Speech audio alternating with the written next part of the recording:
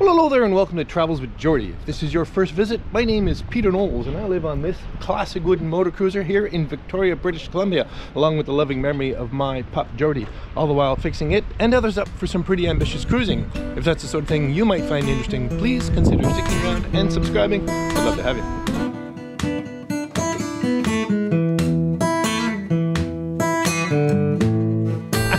Well, yes, we've had snow the other day, we've had snow again today. This is about the snowiest winter I remember since we came to Victoria. Anyway, so this week is a collection of a bunch of different projects. Some news on both the truck and the mahogany I'm trying to buy. Okay, so first off, my Land Rover. Well, I have, yes, ordered the parts I need to fix the rear axle. What I haven't gone on about too much, but I may have noticed that the truck also needs a gas tank, and it needs a gas tank before I can park it in the basement of the hotel over here, because it slightly weeps, and out on the street that's no problem, but I don't think I'm putting it in a basement garage and the thing's smelling like gas, so that has to happen. So, but the gas tank, I'm ordering a really quite nice custom aftermarket aluminum one, slightly back ordered. Worse yet, where all my parts come from is currently under 2 inches of ice, so nothing's getting shipped, so that's kind of delayed. There's a further complication. I don't know what any of this may mean to you hockey fans, but apparently some big hockey thing is happening here this week, and most of the waterfront in Victoria has been completely converted to some sort of hockey event. Now, to be fair, I did grow up within a few blocks of the Montreal Forum in the heyday when the Montreal Canadiens were winning the Stanley Cup pretty much every year, and I guess at that era I might have been a bit of a hockey fan. Well, the Mahovlich brothers and Ken Dryden and Cornelier, I mean, it was good times, but somehow hockey doesn't mean as much to me as it once did.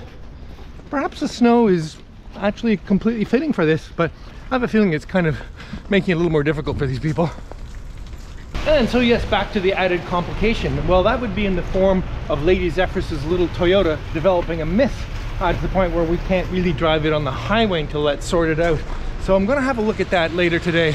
Not that there's any highway driving in these conditions anyway, so getting up to Genoa this week basically fell by the wayside. Okay, so now as for the mahogany. How about we just get some bacon and talk about the mahogany in a bit?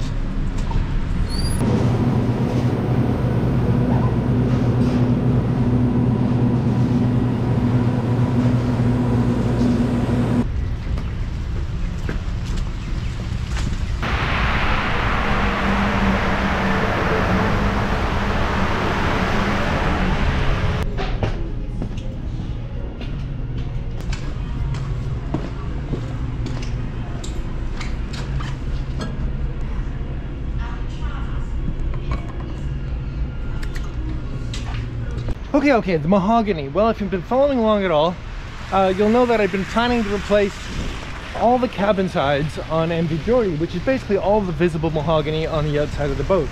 And well, to do that work, I need really high quality stuff. And well, I went to some trouble to ensure that I'd be able to get some, and to be fair, my supplier went to some trouble to try and get me some good stuff. A rather large order of 1.25 inches. And I need 1.25 inches because it has to be dressed down to full inch to do the side. Well, after waiting some time between snow blizzards, I got to go up and have a look at it. And well, the wood was terrible. Just terrible. I mean, there's a problem with Sapele, and you know, I have a lot of empathy for my supplier. They're not getting good wood. As a result, I'm not getting good wood. The last several orders I've got from them have been, well, frankly, unusable. And this massive order is unusable. And I feel pretty horrible about it because it's a substantial amount of wood that they're gonna have trouble selling. And worse yet, I have to find some more somewhere else. And the obvious somewhere else is Eden Saw in Port Townsend, which, as the crow flies, is not very far from here. But it is a little complicated because it is another country. Taxes, import duties, customs, etc. Not to mention just the cost of shipping. Anyway, I do have a strategy. Let's get warm and dry and talk about the strategy. But first, before that, you like hot cocoa? You have one of these? Let me show you something. Now, if you don't know what this is an Aerochino milk frother that goes with the line of Nespresso Evil capsules type espresso machines. Now, what it is a milk heater and a tiny little spring propeller in the bottom that does froth milk beautifully. In my case, I actually froth cream. Normally, I froth 18% cream for my coffee. However, today I have 10% because I'm trying to be responsible. And we're going to make hot cocoa the easiest possible way you can imagine. Start it frothing. Take a tablespoon, nice healthy tablespoon of sugar, slightly less healthy tablespoon if you'd like to actually be more healthy. Now you have to add this slowly because otherwise it'll derail the little propeller. Okay, the sugar is in and it's nicely dissolving in this warming milk. Now, 2 healthy tablespoons of cocoa. Again, tap them in relatively slowly so you don't derail the propeller. This is by far the easiest way to make the very best hot cocoa you've ever had. Well, I shouldn't say that, but darn good by my standard. And there we go. Now we just wait for all this chocolatey goodness. Oh yeah, oh yeah, oh yeah, oh yeah.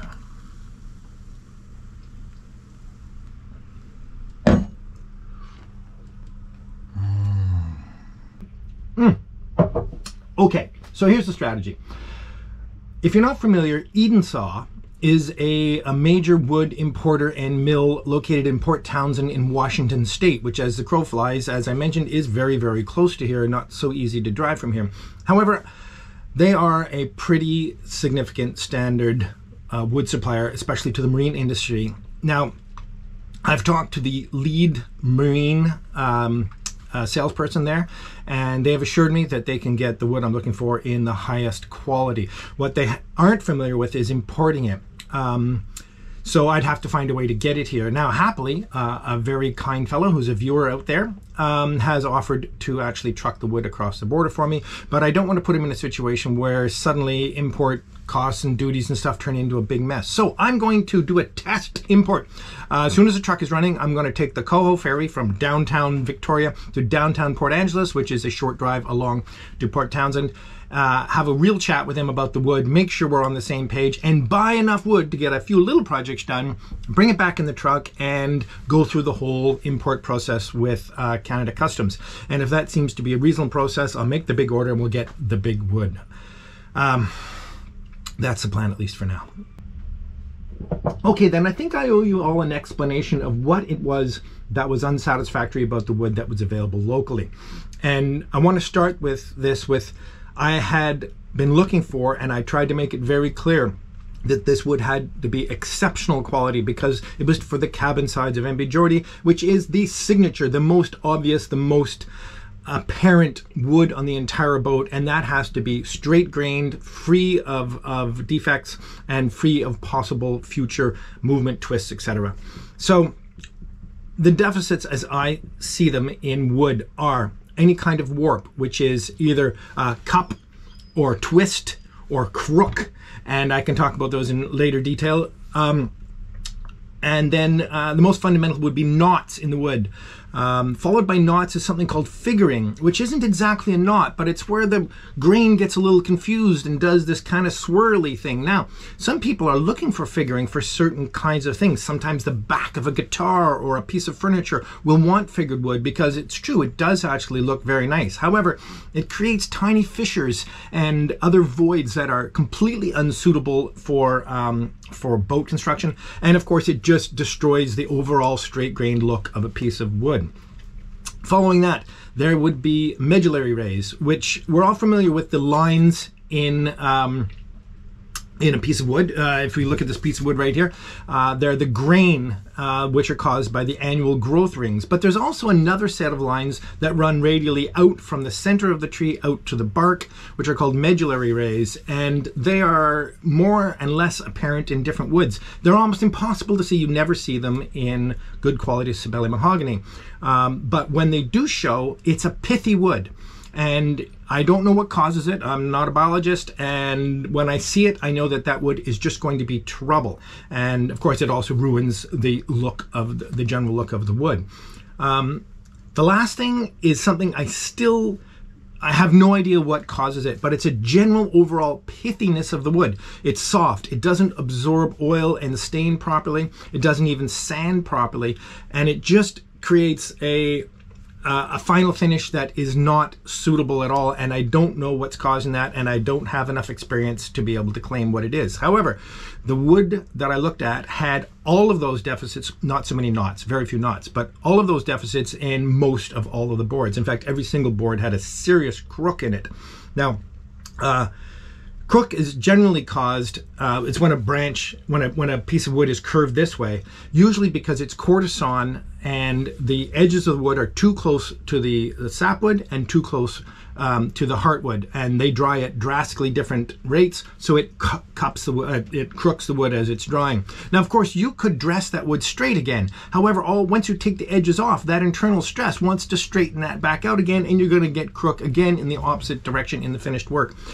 It's my experience that any kind of warp in wood for fine work, marine work, cabinetry, etc. like that, is going to cause you trouble down the line. So you want to start with straight wood right when it's rough.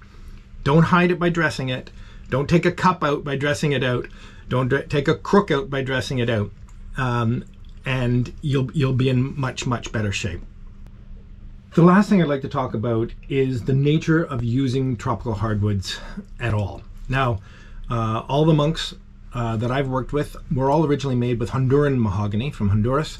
At this point, it's pretty much impossible to get Honduran mahogany because it's a protected tropical hardwood, and if we use too much of it, there won't be any more of it at all. So we have to limit the harvest. So I, at least, have transferred most of my mahogany interest, all of it, in fact, to sapele mahogany, which is not a true mahogany, but I think it's quite pretty.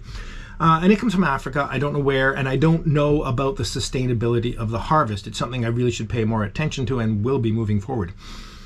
So it's possible that the poor quality wood that I'm seeing may be the beginning of the end of harvesting sapele. I don't know. If any of you have any insight into this, I'd be very happy to hear about it. I'd like to think that my use of sapele mahogany is honorable and is, treating the wood with the respect that it deserves, because of course it is a limited resource. I don't know how much sapele is used for other things in the world. I know the world of teak has gotten very strange lately. So again, I'm hoping there's enough nice sapele left and that there's a sustainable harvest into the foreseeable future. But if there isn't, and this is the quality of the wood we're going to get moving forward, or even worse, then that's very, very discouraging. So let's hope that's not the case.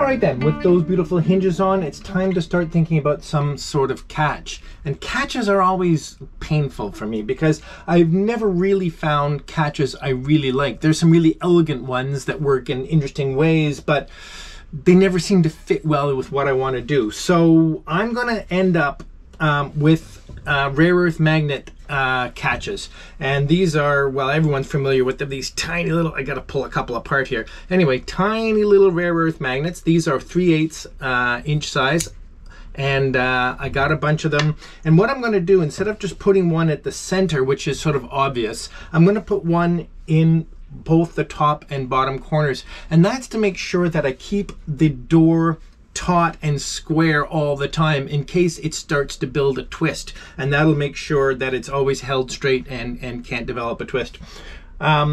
I'm also not going to put a full doorstop in. If you would imagine, I might put something in like that that would create a full doorstop for the, this won't balance on its own, for the door. And the reason for that is a couple of reasons. One is that I have a shelf in the middle, which comes right to the front edge, and that would confound that. But also I want to maximize the space for putting things in and out. So what I'm going to do, I'm just going to make a small little corner doorstop here.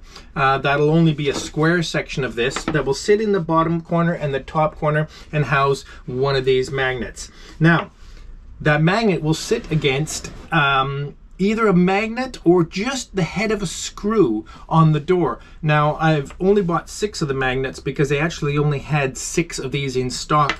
So I'm going to start with just putting a screw on the inside face of the door and see if that has enough pull. But I can tell you, 2 of these magnets together is significantly more pull, like a factor of 50, than simply one of these magnets and a steel screw. So we'll see what we can do about that. Let's start to mock up something for this. Yeah. Okay, so I've made myself up a little jig so I can reasonably consistently place these magnets, and what that means is just a little hole to start a locator, and I'll just put a little dot there, and that I'm going to expand into a hole suitable for the magnet, and I'm going to do that with this brad point bit, 3/8 brad point. And depth here, I'm just gonna guess. I'm just gonna guess about a little more than that.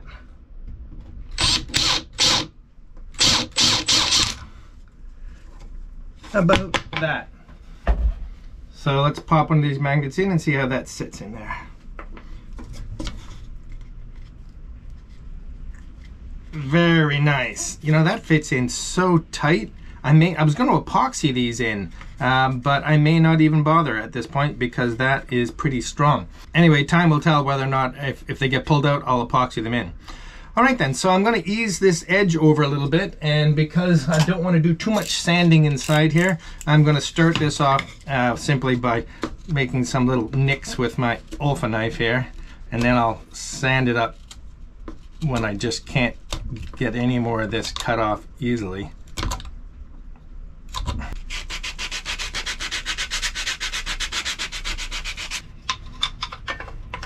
Yes, it's a bit brutal to be using these tools inside, but what am I going to do? All right, a couple of counterbore screws on the back side to hold it in place. I'll start one there and start one here, and then drill them through.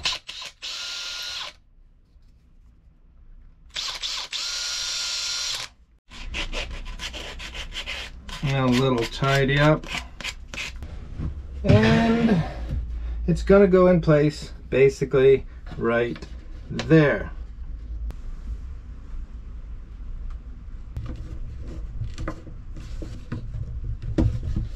Now, how do I position the screw, you say? I'm going to temporarily knock the magnet back out with this tiny drill bit, and then use that same hole to locate the position for the screw down here.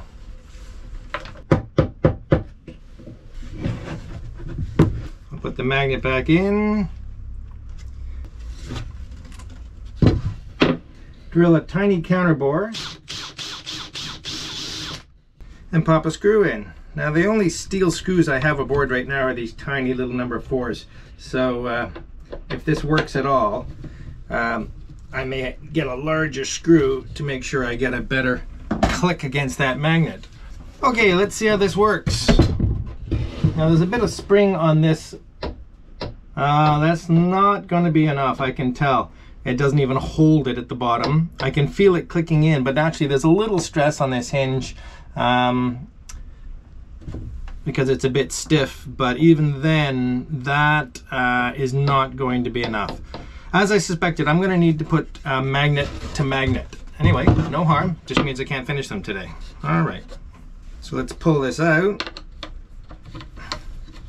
and drill for a magnet. Okay, so when you put two of these magnets together, you got to make sure you get their poles correctly. So I can tell that they want to go together this way, so I'll make sure I fold this over and put that on here in this direction. Let's see how this one latches. Okay, now we've got a nice latch there, just about right actually. It'll be double that because I'll have another one at the top, but that feels really, really nice. Oh my gosh, does it ever feel nice. Oh, fabulous. Okay, let's make up a few more of these. Okay, got another one made up here. There we go. And I think I'll actually drill this through to make sure I get exactly the right spot.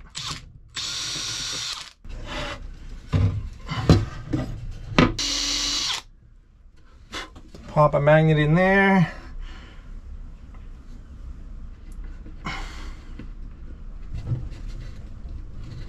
Oh yeah, they bite really well. And the magnet and the other side, and again I have to check the polarity.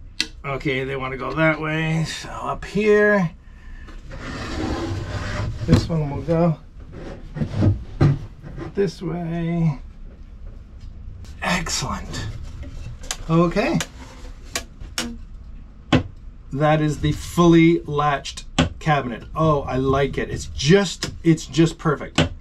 It's just perfect. Strangely, one of these brass hinges is very, very stiff. Unusual. I have to put a little lube in there of some sort, but anyway, that's fine. But that, oh, that feels just nice. All right, and this looks relatively discreet. I like it. I like it. I like it. I like it. And here we go. Get this back up and in place. I'll put the handle back on just for the full effect.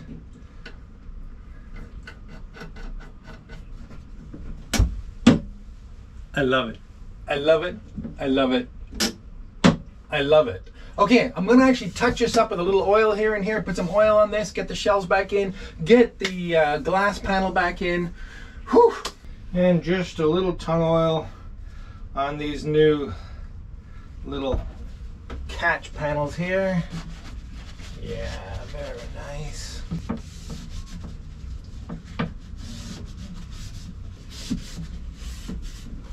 Excellent. And there we go. Gosh, I just love it. I just love it. There we go. Beauty. All right then, let's carry on making up the rest of these little treats. We need more of a production line here, I think.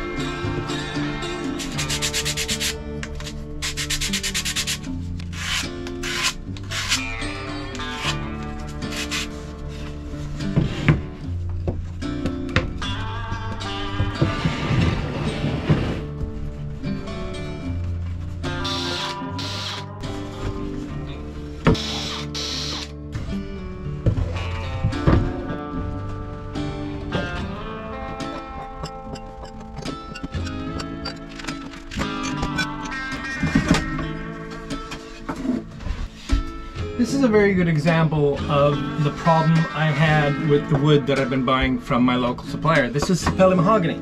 This should look just like that, except it looks like this, and it won't hold oil properly. It's full of this kind of punky grain, and of course it's full of all this figuring and knots. Just, I don't want to build the side of Geordie with this stuff.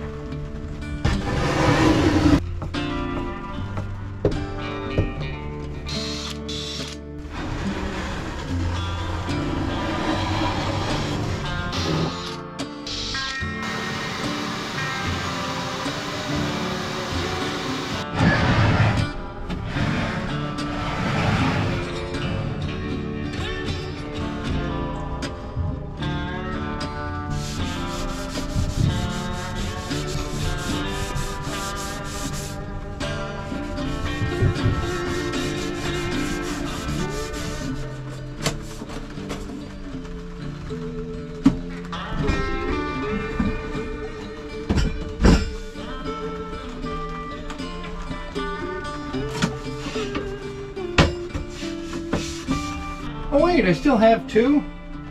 Let's pop these in. That's gonna go there, and this one's gonna go flipped and be there.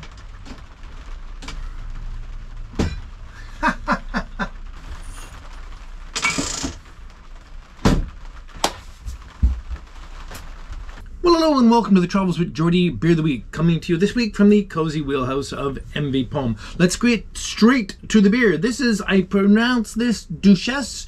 It's a Belgian, and it's simply known as a strong beer. So let's see what I think of this. Well, it's dark, which is always promising. There we go. Well, what a great week. It is so nice to have this cabinetry, these cabinets finally fully usable. I'm just so thrilled. Okay, Duchesse, a Belgian strong beer. A very strong beer. A sour. Whew. That's good. I like it. It caught me a bit off guard, but I like it. It's good. Okay, let's move on. Last week's winner of it, oh, I'm gonna need my glasses for this. The Travels with Geordie t-shirt is Vintage Tin Randy Kaler. Well, congratulations, Vintage Tin Randy Kaler. You've won yourself a Travels with Geordie t-shirt. Of course, this is actually 2 weeks ago because, of course, last week there was no show. Anyway, get a hold of me and we'll make sure you get your shirt. I'd like to thank 3 new patrons that came aboard in the last couple of weeks, and they are Derek Watson, Brian Jones, and Rob and Jean Shepherd. Thank you ever so much to all 3. I'm so very grateful. And also some wonderful generosity through PayPal. Thank you so much to Stephen Carroll, Thomas Ellis, and James Glass. Thank you all ever so much. Okay, so now I have something interesting I want to share with you. This box with no markings on it of any form, screwed together with a series of Phillips screws, came to me in the mail. And I guess I knew it was coming because a very kind viewer suggested he was going to send me something. But when you get a box like this with no indication on it, you wonder if you should be opening it. But I had a chat with him, and I'm pretty excited about opening it. So I'm going to open it live with you all here right now, and we'll see what's in this box. Should I be using a screw gun? The anticipation.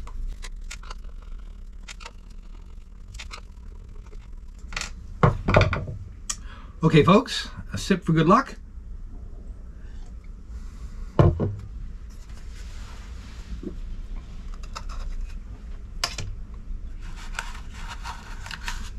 What a beautiful little box.